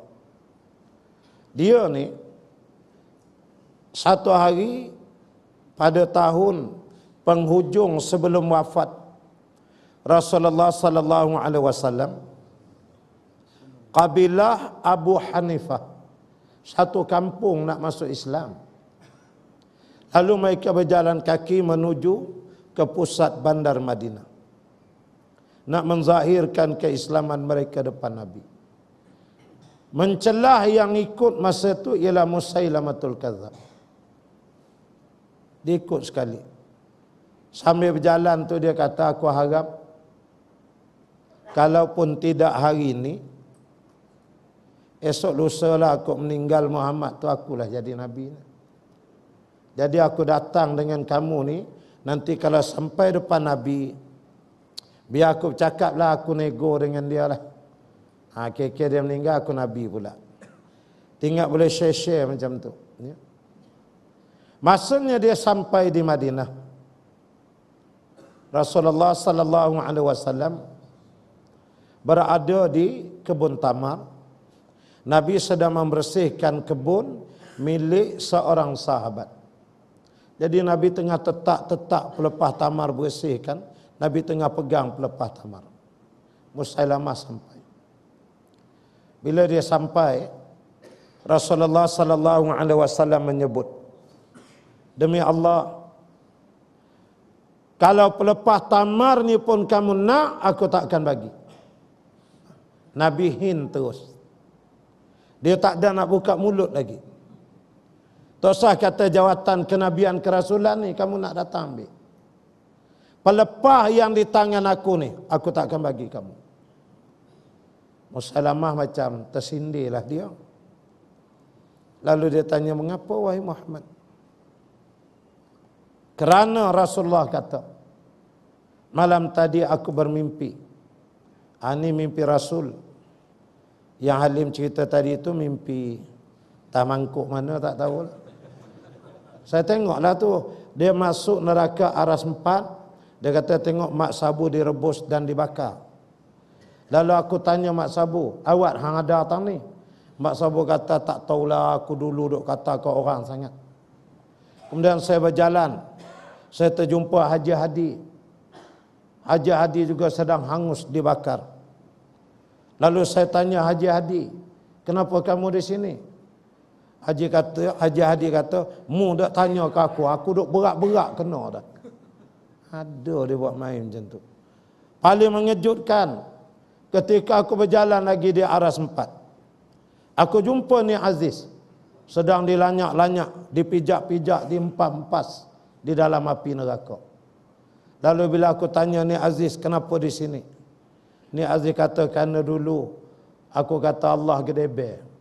Tak Apa-apa mangkuk ni.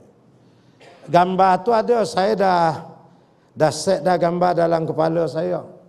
Aku tak jumpa tak apa. Jumpa, kau tak dia mati, aku mati. Itu ya. Orang jenis macam ni. Baik, kita balik ke Madinah. Tu tadi Facebook. Korang kena faham elok dengar kita orang ni. Kan tersalah tertukar pula hadis dengan Facebook. Ya. Jadinya, Nabi kata aku takkan bagi. Dia kata kenapa? Hatta pelepah pun tak bagi aku. Nabi kata kerana malam tadi aku mimpi. Aku bermimpi di tapak tanganku ada 2 gelang emas. Gelang emas yang cantik. Kemudian aku pun tak tahu nak buat apa, Rasulullah kata. Lalu Allah Ta'ala memerintahkan supaya aku tiup gelang ni. Lalu aku tiup dan terbang. Tiba-tiba terlihat satu gelang itu adalah kamu, Musailamah yang pendusta. Manakala yang satu lagi ialah Aswad Al-Ansi, kawan kamu. Termasuk Tulaihatul Asdi. Semua ni pakat mengaku jadi Nabi semua. Jadi Nabi dia mimpi gelang, dia tiup. Kita kalau mimpi cekak tu bangun, buka semua cari. Secepat-cepat kau ada, tai hong pajak gadai je ada. Itu. Jadinya mengaku jadi Nabi ini adalah suatu kekufuran yang amat dahsyat. Seterusnya mana lagi kekufuran? Memegang faham kebangsaan dan berjuang di atas dasar kebangsaan itu. Apa dia Ustaz? Kebangsaan ni apa? Kebangsaan ni dari perkataan bangsa. Asalnya bangsa, atau letak ke bubuhan jadi kebangsaan. Tu cerita asalnya. Berjuang atas nama bangsa. Mencintai bangsa itu wajib. Kasih kepada bangsa wajib. Menjadikan bangsa sebagai dasar dalam berjuang haram yang mutlak. Nabi Musa alaihi salam Bani Israel, dia menyelamatkan Bani Israel. Tapi perjuangan Nabi Musa bukan atas nama Bani Israel. Perjuangan Nabi adalah di atas perjuangan Islam. Nabi Musa, Nabi Muhammad sallallahu alaihi wasallam, dia bangsa Arab. Abu Jahal, Abu Lahab, geng-geng Abu Dapur, semua bangsa Arab. Tapi Nabi tidak pernah berjuang Arab. Sebab itu bersama Nabi ada Suhaib bin Rum, ada Bilal bin Rabah, ada Salmanul Farisi. Nabi tidak berjuang atas bangsa. Sebab itu Allah buat hijrah. Nabi kena marah, Nabi kena baling di Taif, Nabi kena halau keluar dari Mekah. Kalau perjuangan yang Nabi bawa memang perjuangan bangsa, kenapa bangsa Arab menentang Rasulullah? Menunjukkan Nabi memperjuangkan Islam. Dengan Islam itulah dibela bangsa itu. Jadi menjadikan bangsa sebagai dasar, ini kekufuran. Tak boleh. Apa dia faham kebangsaan? Asabiyah itu. Antu'ina qaumuka ala zulmi. Engkau menolong kaum engkau di atas dasar yang zalim. Sebab itu terang Nabi sebut, laisa minna man da'a ila asabiyah wa laysa minna man qatala ala asabiyah wa laysa minna man mata ala asabiyah. Bukan daripada umat aku. Nabi tak mengaku umat yang main-main. Bukan daripada umat aku orang yang menyeru ke arah dasar kebangsaan. Bukan daripada umat aku orang yang berjuang di atas dasar kebangsaan. Dan bukan daripada umatku orang yang mati berperang di atas dasar kebangsaan ini. Ya, memiliki dan memegang. Sebab dasar kebangsaan ini hanya fahaman aja, bukan akidah. Dia boleh ada, dia boleh tak ada. Dia boleh bertukar jadi komunis, dia boleh beralih jadi sosialis. Dalam masa lain dia boleh jadi kapitalis. Ini jahatnya faham ini. Berarti Islam tidak pernah benarkan. Semua Nabi-Nabi bawa dasar Islam, dasar agama, bukan dasar bangsa. Dengan Islam, bangsa selamat, ekonomi selamat, semua selamat. Kalau semua selamat, Islam tak tahu ke mana perginya, maka segala-galanya tidak akan selamat. Di antara lagi kekufuran itu, contoh, ialah memegang faham sekularisme. Faham yang memisahkan di antara agama dengan negara. Memisahkan di antara agama dengan politik. Ini adalah faham yang datang daripada gereja. Faham yang datang daripada barat. Apabila ratusan tahun dulu di barat berlakunya pertembungan di antara kerajaan yang memerintah dengan pihak gereja. Sehingga masing-masing ingin kuasa menguasai di antara satu sama lain. Berlaku pertembungan yang dahsyat. Sehingga gereja pernah mengeluarkan arahan membunuh ahli-ahli sains, ahli-ahli politik pada zaman itu. Galileo Galilei, nama pun patah lidah nak sebut. Ini daripada Itali, mati dibunuh atas arahan gereja ketika itu. Karena mereka memisahkan, bertembung berebut. Akhirnya buat perbincangan. Bila buat perbincangan, dia ambil keputusan bahawasanya orang politik buatlah kerja politik kamu. Adapun orang agama, gereja, kami duduk dalam gereja aja. Tak usah duk bawa politik masuk gereja. Ini mulanya. Ditanam di negara ini sekularisme pada tahun 1874 melalui perjanjian Pangkor, di mana Sultan dan Raja-Raja Melayu diberi hak menjaga Islam dan adat istiadat Melayu, manakala negeri diperintah dan ditakbir oleh residen Inggeris, dipisahkan.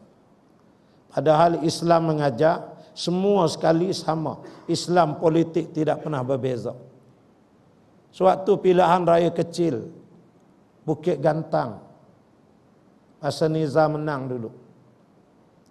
Malam tu kami tidur di sebuah masjid di Taiping.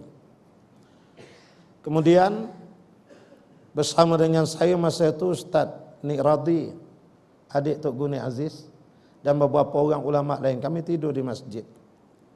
Pagi itu sembahyang subuh. Kalau tak sembahyang tak payah jadi ustaz lah. Habis sembahyang subuh semua, kami pun buat kuliah. Yang buat tu Ustaz Nik Radhi ya. Anak duduk tepi, saya duduk tepi dengan kawan-kawan ni. Kemudian dia berceritalah pasal pemerintahan Islam apa semua, bawa Quran hadis. Menjerit seorang perempuan wanita sekularisme, ya. Menjerit dia di belakang. Dia tengkingnya. "Woi," kata dia. Kuat pula suara tu, ya. Wanita sekularisme ni. "Apa ni?" kata dia. Ceramah dalam masjid bawa politik. Dia marah. Apa dia bawa politik dalam masjid? Dia bercakap tu sama macam orang belah sini. Dia sesama rumpun Melayu dia. Ya. Ini masjid. Kalau ustaz nak cerita agama, nak syarah agama, cakap agama je lah. Jangan sibuk politik dalam ni. Apa ni? Datang dari Kelantan, membebel politik dalam masjid. Jangan dibawa politik dalam masjid ni, kata dia. Dijawab dia Ustaz Nik Radhi, "Makcik." Dia lembut je menjawab. "Siapa Ustaz Nik Radhi? Kalau anak kain tirai itu jadi kapan pagi itu? Kalau anak lah. Dia sebaik Ustaz Nik Radhi, wallah cakap." Ustaz Nik Radhi kata, "Makcik, ginilah makcik, kalau makcik kata dalam masjid ni bawa Islam dia tak payah bawa politik, saya nasihatkan dan saya cadangkan makcik, mulai besok datang masjid ni bertelanjang je lah." "Hai!" kata dia, mengamuk dia. "Apa ustaz ni?" kata dia. Suruh orang telanjang pula datang ke masjid. "Gila kau," kata dia. "Tidak makcik." Tapi dia gentle ladies lah, ya. Dia tunggu, dia lawan lah, bagus dia. Dia hujah lah, tapi lah lelaki juga. Dia tengok aku dah bangun, dia cabut lah. Ya. Hot juga masa tu. Dia kata, dia lawan. Dia kata apa macam ni? Kata Ustaz Nik Radhi, "Gini makcik. Makcik datang ke masjid pakai tudung, pakai baju kurung, pakai telekung apa semua. Makcik tahu tak? Baju yang makcik pakai tu sebelumnya kain. Kain tu makcik beli, katalah beli dekat Kamda misalnya. Kamda tu makcik dia nak jual kain tu, dia kena ada lesen makcik. Lepas tu kain tu dia import daripada negara luar. Dia nak import tu dia kena ambil lesen Kementerian Perdagangan. Kementerian Perdagangan ni ada Menteri Perdagangan yang jaga. Lepas tu pula dia bawa masuk. Dia dengan kapal kain tu makcik. Sampai kat pelabuhan, custom check. Di sana makcik ada Jabatan Custom Excise Diraja. Ada pengarah dia, ada menteri yang jaga bahagian custom, bahagian immigration apa semua. Ni semua makcik orang-orang politik ni. Setiap helai pakaian makcik pakai tu, daripada atas sampai ke bawah, daripada luar lepas ke dalam yang tiga segi semua tu terlibat dengan politik. Kementerian tu, kementerian ini. Kalau makcik kata politik tak payah masuk dalam masjid, itu saya suruh datang telanjang je besok. Sebab pakaian-pakaian ni semua politik ni, tinggalkan aja. Nyampah kata terus balik. Tak boleh, tak ada hujah puak-puak ni. Itu dia. Jadi kalau ada yang berfaham macam tu di sini, kalau ada yang bertelanjang datang besok dia lah tu. Ya. Ini faham yang membawa kekufuran, memisahkan ini. Hadirin sekalian, itulah di antara tuan-tuan lebih arif. Saya tahu di sini, saya Ustaz Halim, Ustaz Rahim, kami pun bincang dah. Kita dekat sini macam santai-santai je lah saya cakap dekat Halim. Sebab entah kena faham, saya kata ke dia. Kalau ada surau tu sampai dah kena kunci, entah faham lah. Macamnya pekat maung, cat pun hijau putih, apa nak ada. Jadi anak kata santai-santai je, orang sini dah faham. Cuma minta contoh, kita bagi contoh itu aja. Tuan-tuan lebih faham, tidak takkan dia kalah Parlimen Shah Alam. Ya? Ini. Cuma satu akhir nak sebut, bila kita nak mensyukuri nikmat, di antara jalannya kena berjemaah. Dan bila kita nak menolak kekufuran, juga mesti berjemaah. Tak boleh seorang-seorang tuan-tuan. Mesti berjemaah. Dan orang yang berjemaah tu 3 tanda dia. Pertama isi borang, kedua cari saksi, ketiga bayar yuran tahunan. Ni dia. Jangan ngaku-ngaku je jemaah. Jangan. 3 ni bila buat, duduk. InsyaAllah bersama ke syurga. Sekian sebelum terlajak naik semangat 46. Sekadar tu dulu. Wabillahi taufiq wal hidayah. Assalamualaikum warahmatullahi wabarakatuh. Waalaikumsalam warahmatullahi taala wabarakatuh. Terima kasih pada Al-Fadhil Ustaz Salihuddin Nasir yang telah memberikan pencerahan kepada kita dan sekaligus membuat penggulungan terhadap topik perbincangan kita pada malam ini, iaitulah perkara yang berkait dengan syukur dan juga kufur. Dan mudah-mudahan dengan penjelasan daripada kedua-dua panel kita sepanjang 1.5 jam tadi, dapat kita ambil iktibar, pengajaran dan juga menjadi pencetus semangat untuk kita melakukan perubahan walaupun sedikit di dalam kehidupan kita. Kerana kalau kita melihat di kalangan bangsa yang ada di Malaysia ini, bangsa Melayu lah antara bangsa yang agak sukar untuk berubah. Jadi kita ambil kekuatan yang ada pada malam ini untuk kita ubah. Sebab penghijrahan itu penting. Kerana itulah antara golongan yang Allah sebut ayat ke-20 dalam surah At-Taubah sebagai antara ciri orang berjaya ialah allazina amanu wa hajaru wa jahadu fi sabilillah ila akhir ayat. Antaranya orang beriman, berhijrah dan juga orang-orang yang berjihad. Jadi kita kena buat sedikit, walaupun sedikit, perubahan yang berkenaan. Sebab kita orang Melayu ni nak berubah susah. Dia punya semangat macam Ustaz Salihuddin sebut tadi tu tebal. Kita baca Yasin malam Jumaat, kalau nak ubah malam Minggu susah. Boleh terbakar surau tuan-tuan. Sebab apa? Mempertahankan keyasinan dia tu. Susah nak ubah tuan. Baca Yasin mesti malam Jumaat. Malam Jumaat mesti berantu.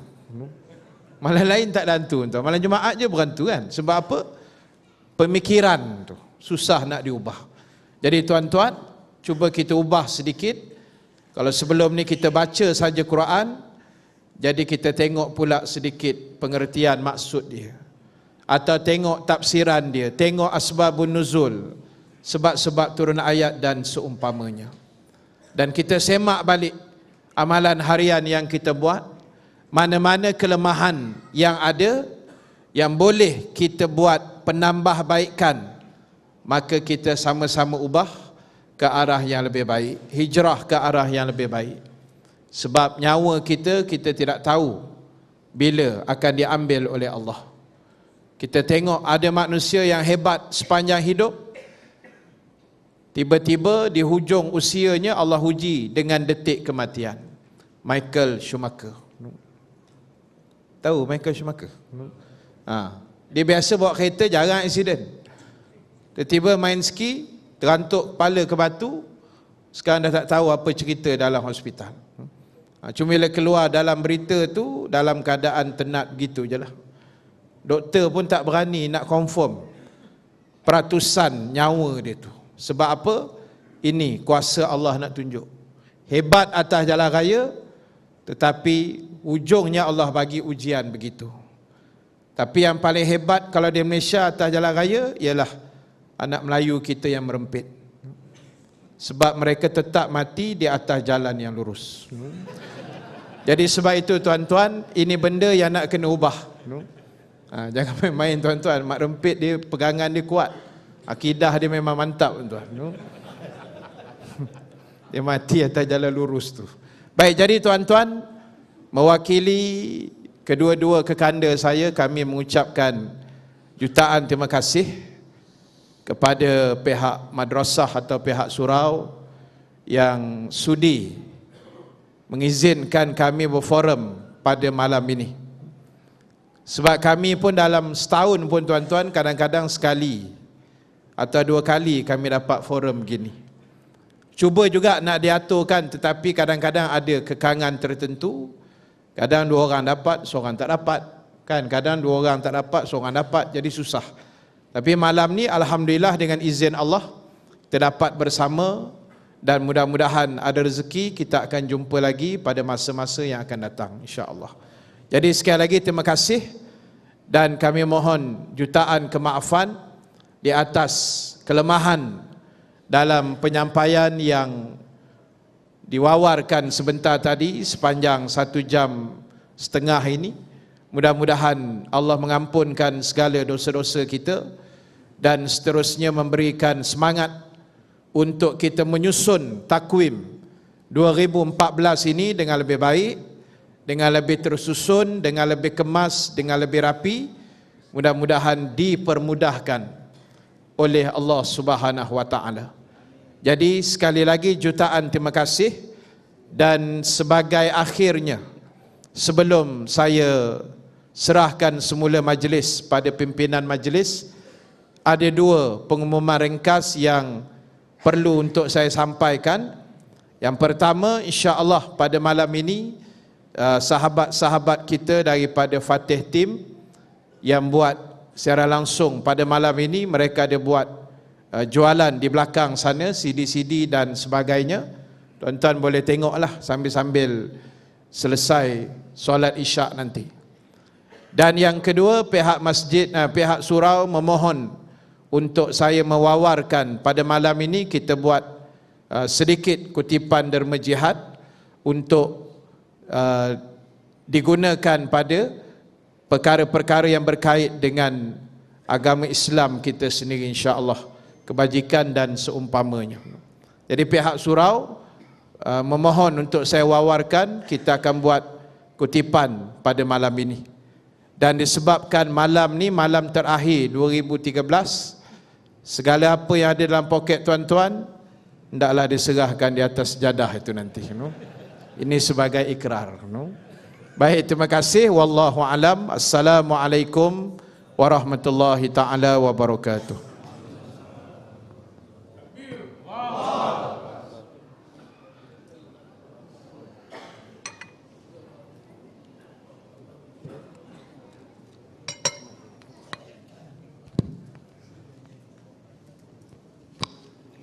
Assalamualaikum warahmatullahi wabarakatuh. Saya bagi pihak Surah Ar-Rahmah mengucapkan jutaan terima kasih jazakumullah kepada ketiga-tiga ustaz yang telah pun sudi datang pertama kali ke surau ini bertiga, ya, mengisi program menyambut malam tahun baru Masihi, dan semoga usaha baik ini insya-Allah Allah berikan kita rahmat di bawah naungannya. Dan semoga Allah berikan kita kekuatan untuk menyusun program-program sepanjang tahun 2014 nanti. Dan tuan-tuan dan puan-puan yang juga menyumbang sepanjang tahun 2013, saya mengucapkan terima kasih. Dan seperti seruan Ustaz tadi, kosongkanlah poket untuk malam ni untuk kita menyusun program untuk tahun 2014. Semoga Allah akan tambahkan rezeki tuan-tuan dengan sedikit sumbangan pada malam ni. Sekian wabillahi taufiq wa hidayah. Wassalamualaikum warahmatullahi wabarakatuh.